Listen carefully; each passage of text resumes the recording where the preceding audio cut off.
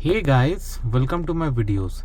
So guys, a very common problem lot of modern dashcam with multi-channel users report is that some cameras, especially those that capture indoor like inside footage of your car, they find it like it's showing black and white. Okay, but as you can see here, I have changed it to something that's color. So first of all, why black and white comes?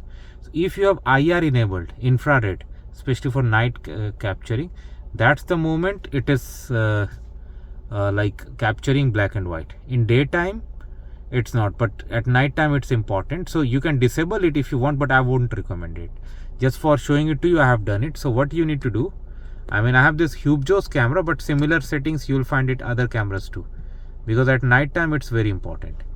So see, I'm going to go to settings.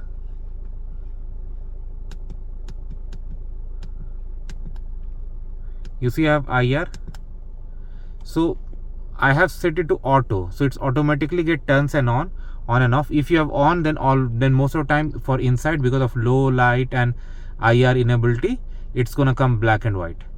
Front and back mostly it's color. Okay, I have not seen much problem, but inside I have seen this problem. But I would never recommend to turn it off. At least in auto mode it should be, because at night it may be like very important to have it on.